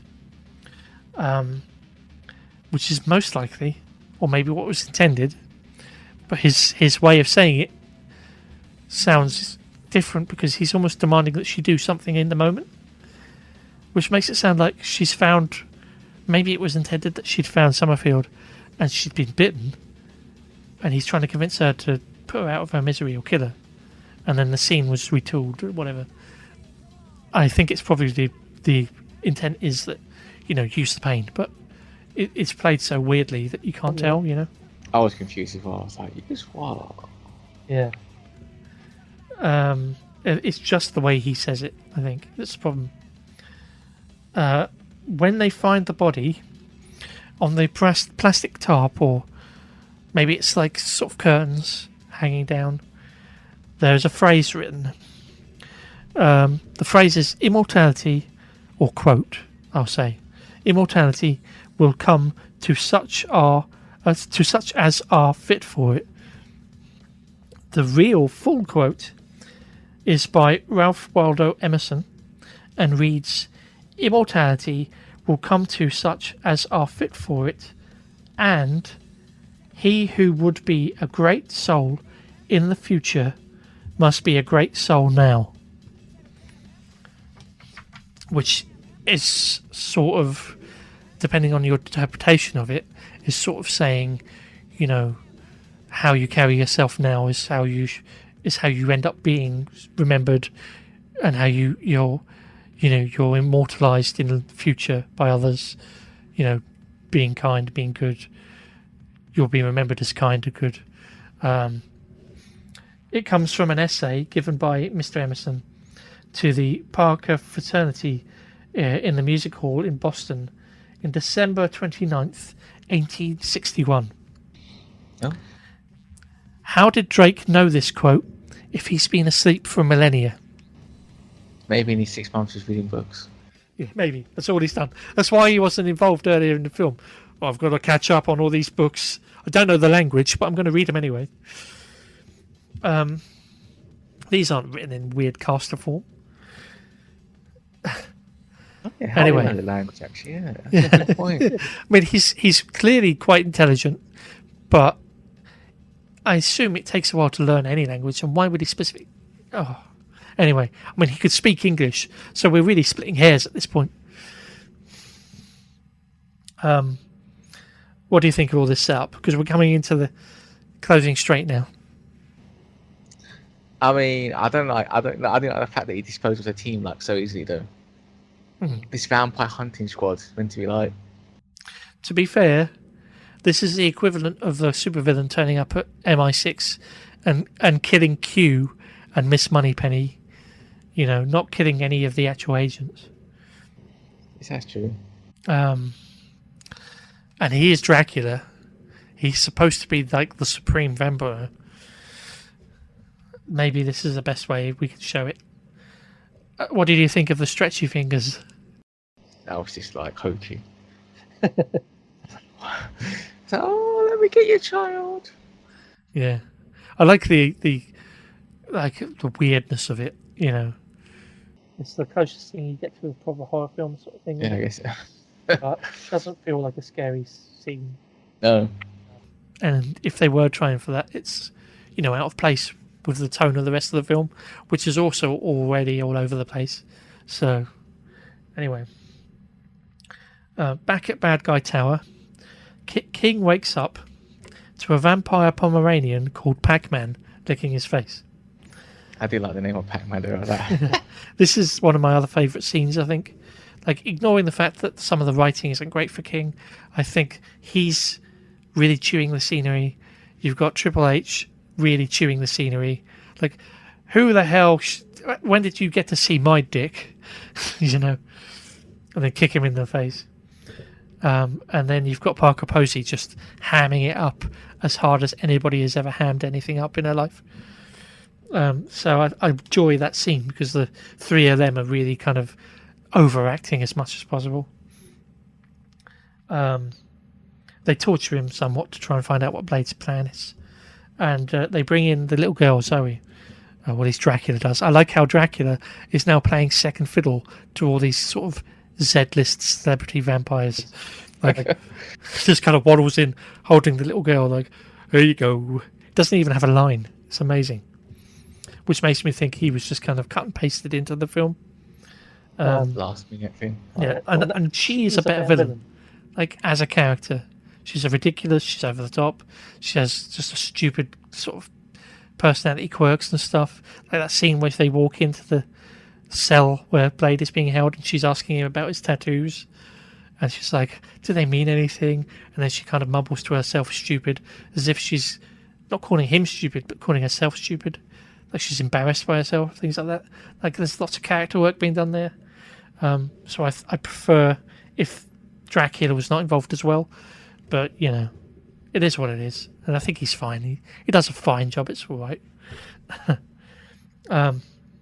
We cut to Abigail. She's preparing her bow and arrow. As Blade asks if she's okay, she says about what motivates her and how she's got a dagger of pain in her heart or something like that. And she says as long as she's got it in there, she's invincible. If she takes it out, she'll just die. And Blade just completely no-sells us and walks away. It's like, whatever, walks away. He's like, fucking teenagers, I don't know, walks off. She trains a bit, uses her bows and arrows, makes a little cross, one of the targets, with arrows for no reason. And then suddenly a friend arrives from another base. He collects them both and takes them to his base, and then hands them a biovirus arrowhead that they've managed to make. Then they watch a video of Summerfield, who explains to Blade that they didn't have the time to refine it, so he could get sick and die as well. We rejoin Drake with Zoe. He sits down with her and talks to her about who she thinks he is, and she says he's the Gnome King. And he offers her immortality, which she turns down by just saying, my friends are coming to kill you. Right. After a tooling up montage with Blade and Abby, they get on a bike and have a nice little ride to head to the final confrontation between the vampires and them. Meanwhile, the vampires continue to beat up King. He attempts to warn them that his friends are coming, but the vampires are so arrogant they don't believe him anyway. Until atomized silver is pumped through the air vents and they breathe it in. So much so that Hunter Hearst Helmsley is vomiting fire. Which is a sentence I never thought I'd say in my life. I just think that was a bit stupid when he was. I was like, why is he blowing fire with his mouth? Well, they dissolve and turn into flames when they die, don't they? So it's just like it's starting to happen, but not quite. They're fighting it off. It's just a bit of fun, really.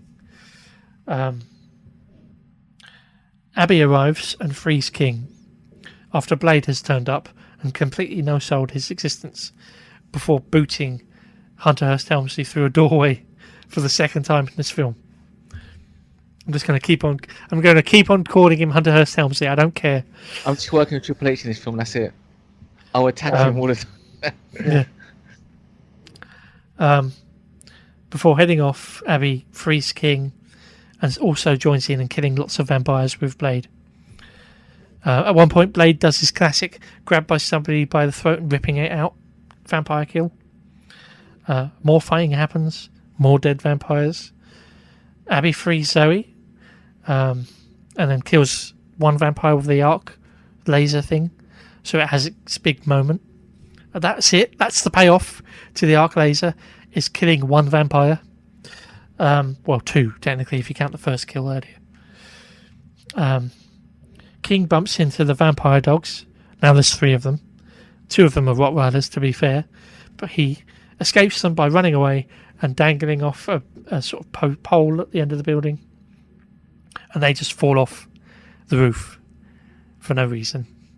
Because they're going too fast, I think, is the idea. They just skid and crash through some glass and die.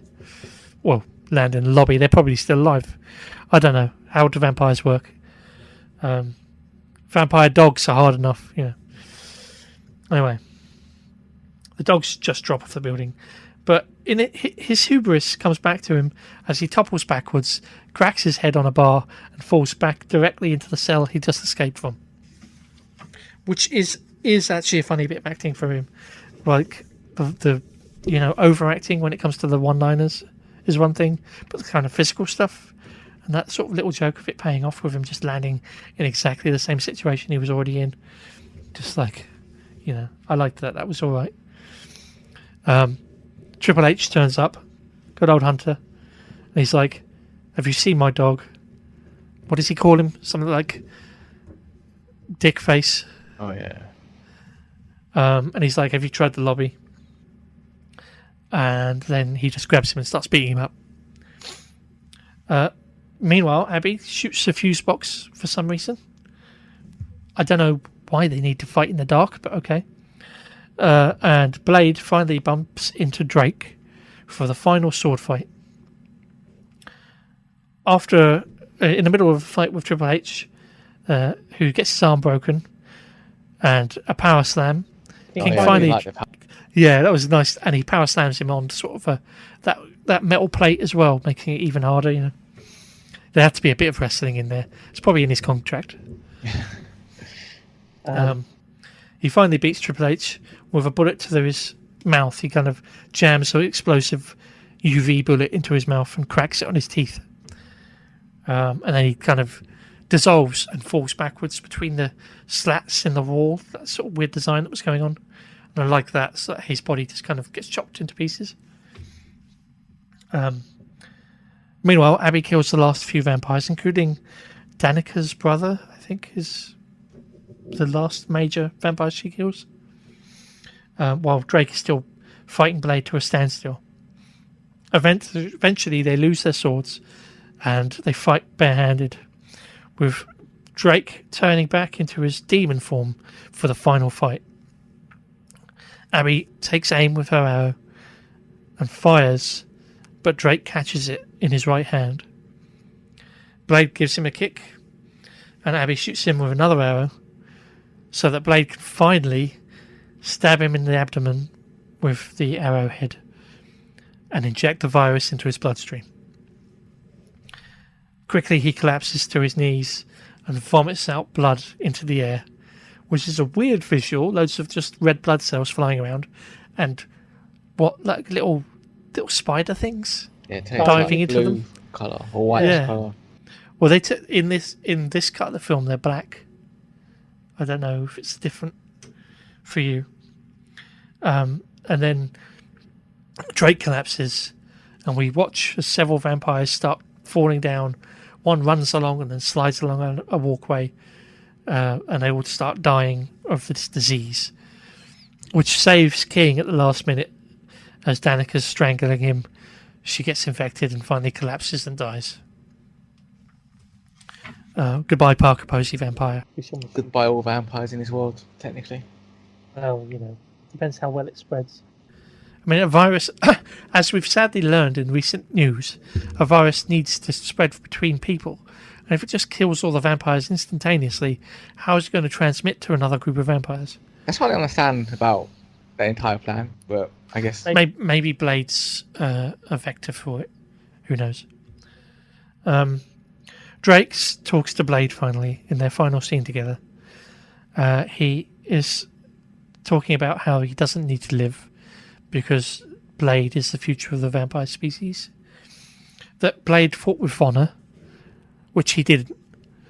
Blade and Abby both attacked him at the same time, and she shot him from behind, and while he was distracted, Blade stabbed him in the abdomen. There was no honor in that. That's not a one-on-one fight. That's not taking his head off with a sword. It's, It was honor. It's technically cheating. Anyway, he thinks it's honourable. He says, "Allow me to leave you with a parting gift. But remember, the thirst always wins." And then he dies. And from what you can see, he doesn't leave him with any sort of parting gift. Maybe the sentence was meant to be his parting gift. We'll get onto that in a minute. Anyway, Abby and King find Blade, and then the FBI turn up. The guys have vanished. They walk around, look at the scene, and they find Blade's body by itself in the aftermath of everything. Drake is vanished. Now, we cut finally to an autopsy scene, or what looks like it's going to be an autopsy. Blade, in this scene, wakes up and decides to attack all of the doctors. And it stops with him standing in front of another doctor who's kind of cowering in a corner. We cut to a voiceover in the city with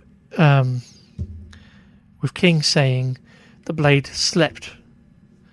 It did not kill him. His heart slowed down, and he's waiting to rejoin the world of the rest of the world and start doing his job again, you know, something along those lines. I've seen this film 3 times in the last 48 hours, and I still don't remember the last line. Cut to credits.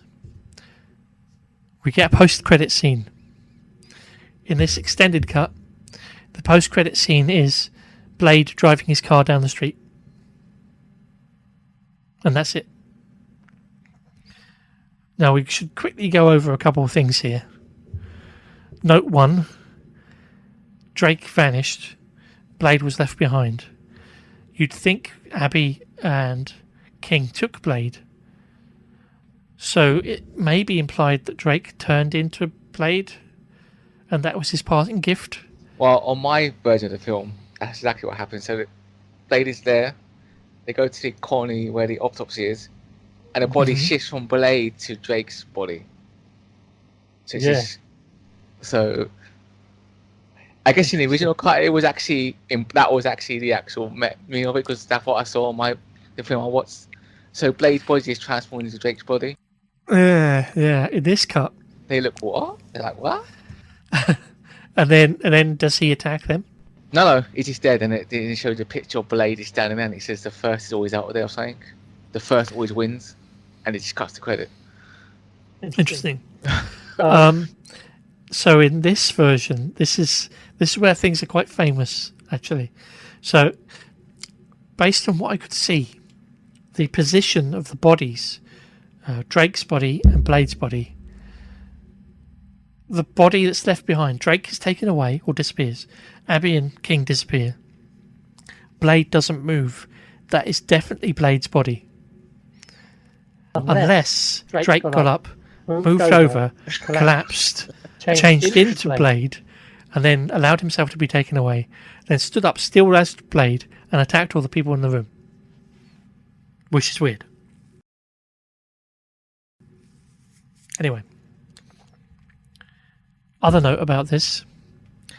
Famously, this is one of the most infamous scenes in the production of the film, because Wesley Snipes refused to open his eyes while they were filming the autopsy scene. If you get the chance to watch it online, I would, because it's not on your version of the film apparently. Wesley Snipes has CGI eyes superimposed on his eyelids to show his eyes opening. Which is one of the most ridiculous things I've ever heard. And then it's his body double, I think, doing the fighting. Which may explain why they transferred him into Drake in the main version of the film, because it didn't look quite right. I don't know. Oh. Yeah. But you also mentioned that there's a final scene involving a werewolf. That's in the alternate ending, though, so I guess. So it's just on the extras. Like an alternate endings, there's a scene where like it's not Blade, though, it's King and Abby. Is it Abby? Yeah. See, like they're going to this type. It's a casino. Casino, that's the one, yeah. And then like this guy's like, all the vampires are dead, and he's like, what do you get when you cross a vampire with a werewolf? And then the werewolf bursts out, and there's a joke that I forget. And she's like, I found him, and then they fight him, or they look like they're about to fight it.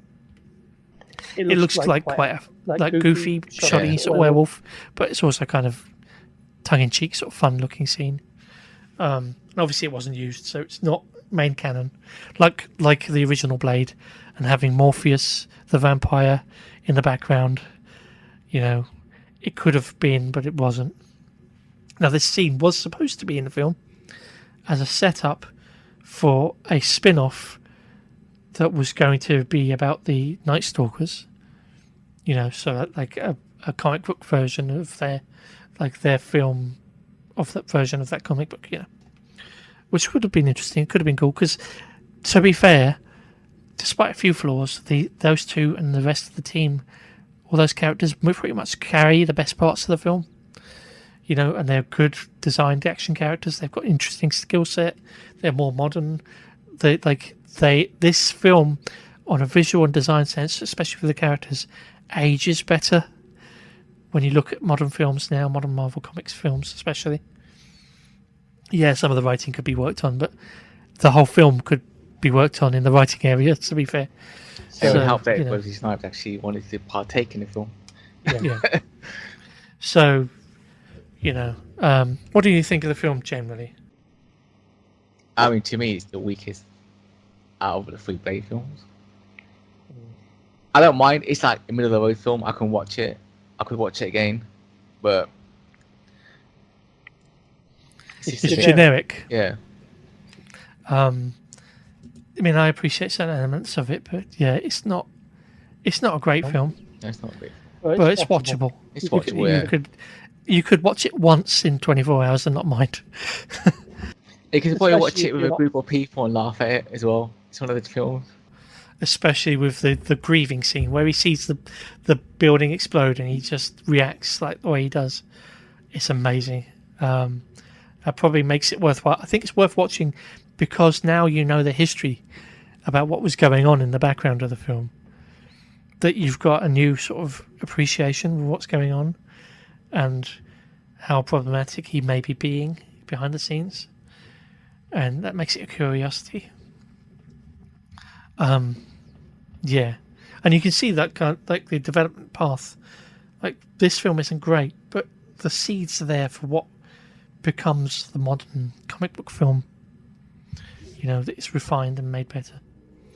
Anyway.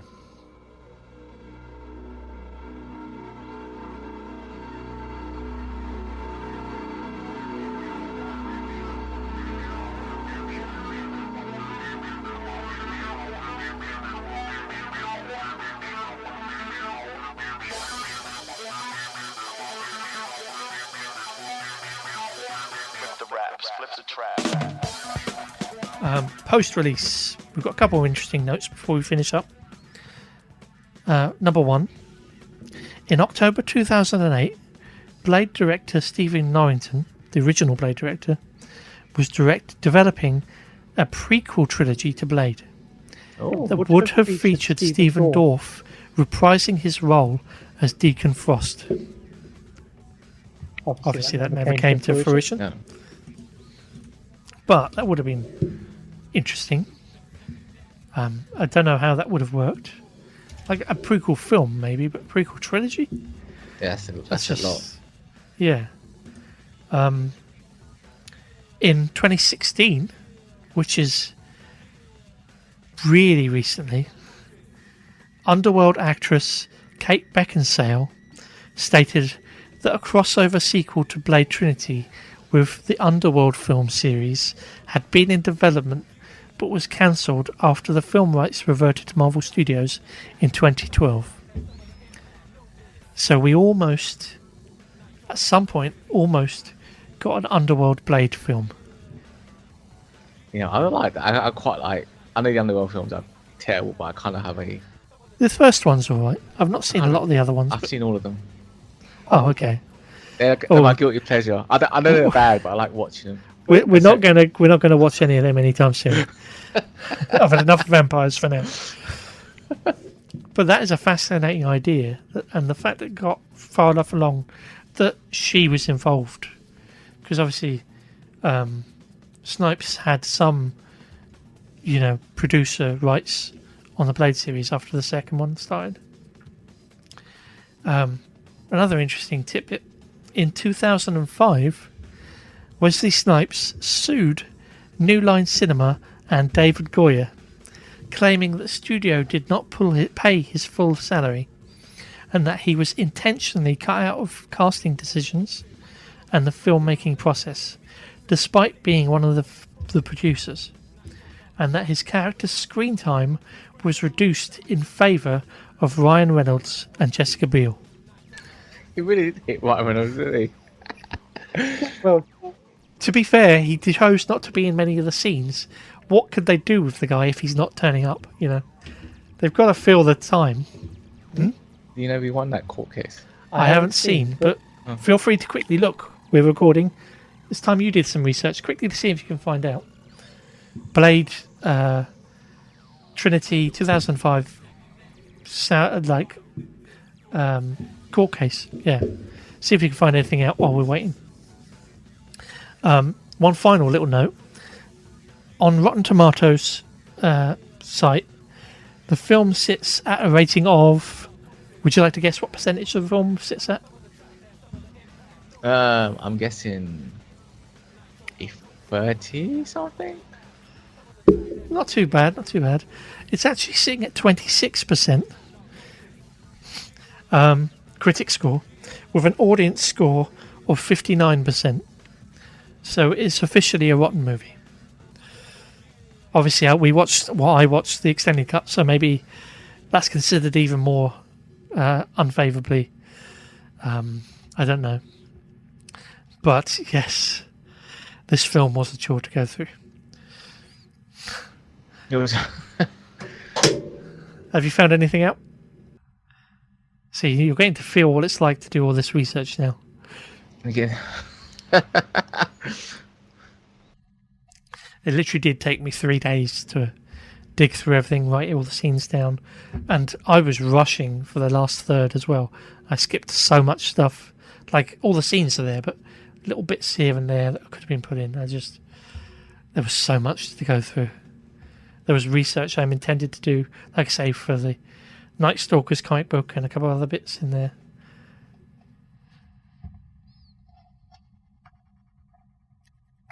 I bet you they settled out of court in the end. Yeah, I can't find anything that says whether or not he won. Curious. Maybe before the next series I'll try and find out and we can have an update. But I think we're done with that. I think we need a rest from vampires now. Thank you. Thank you. Oh, fair enough. Thank you for joining me on this initial 3-episode series. It took a while to get through all the films, but it's been an interesting ride. How have you felt about this? It's kind of made me realise that my childhood memory of Blade is a bit, I guess, was a bit overhyped, I guess. Because I always think they were quite amazing films, and then after watching them all, the first one's my favourite one. The other two are just almost two totally different films. You can see there's a very distinct style with the second one, but again, it's a studio film that's kind of a bit all over. How things have changed. There are still films that aren't as good as they could be coming out. But if it wasn't for these films, the world of cinema would be very different, I think. Of course. If we were, or this show was to cover another film series or something along those lines, like a TV show, in the future, what would your suggestion be? Let me think. I guess it would have to be quite... How long of a TV series are you talking about, though? It could be as long as you want. I mean, the way I'd think about it is 3 or 4, well, probably just 3 episodes at the most per podcast episode. Because obviously this is a pilot series, but the main show, when we get into it, will be several longer series per, thing we're covering. So, say 10 to 20 episodes, maybe, depending on what it is. Obviously, if you were to turn around and say to me the Marvel Cinematic Universe, Oh, that's too big. No. at this time. But, you know, there's plenty of other shows and series that go along on a sort of timeline. So it will be interesting to see if there was something you were interested to see looked at. Can it be any time? Like, can it be the future? Like, way far. Future, the past, all of history is going to be covered in this, mate. Is that say a show like Fireflies or something? Interesting. Especially because Firefly was shown originally out of order. Was it? On television? Yeah, it wasn't shown in the actual story order. It was shown in the wrong order on Fox or whatever it was on originally in America. And then not all of the episodes were screened. Oh. It's got an interesting history behind it. Yeah, okay. We'll think about doing Firefly at some point. After we've had a rest. And if I can get other guests, I don't want to put it upon you to be in a show every time, you know. I want to mix it up a bit. But yes, thank you for being part of this show. I hope it's been an experience. Yeah, it's been an experience. And thank you for everybody for listening. As before, we have our Patreon and email details on the website. And hope you look forward to the full series when it finally arrives. Maybe we should do some audience suggestions as to what to cover as well. Yeah. But until next time, that was the timeline. That was the Blade trilogy. And that was me having enough to do with vampires for a good long time. And everyone just stay safe in these dark times. Yes. Cool, man. So yeah, avoid vampire viruses. Before I count the 10, blood dripping from my canine like a fountain pen. It seems I've been asleep for 1,000 years. The way my world has changed, it brings me 1,000 tears. Prince of darkness, they walk through the rays of light. To this beat of vampire, I'm the prototype. The shape-shifting mirror image flash phototype. The everlasting original red blood He was born perfect. And just like the great white shark, the sky has never had to evolve.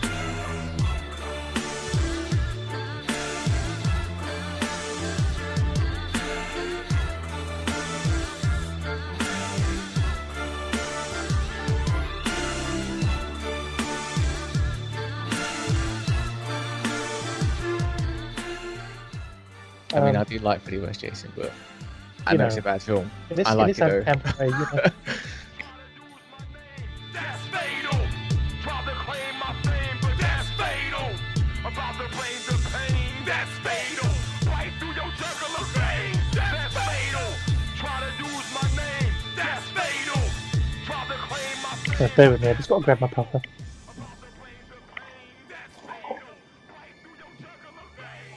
I'll pick up after that. Take my drugs. To get drugs. Oh, look, Marn, just like Blade.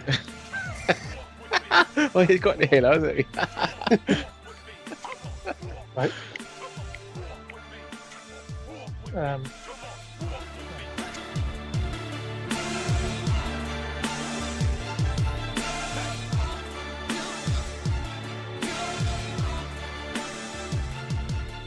You're not immortal. I must have heard hundreds of you rodents make the same claim. Each one of them have tasted the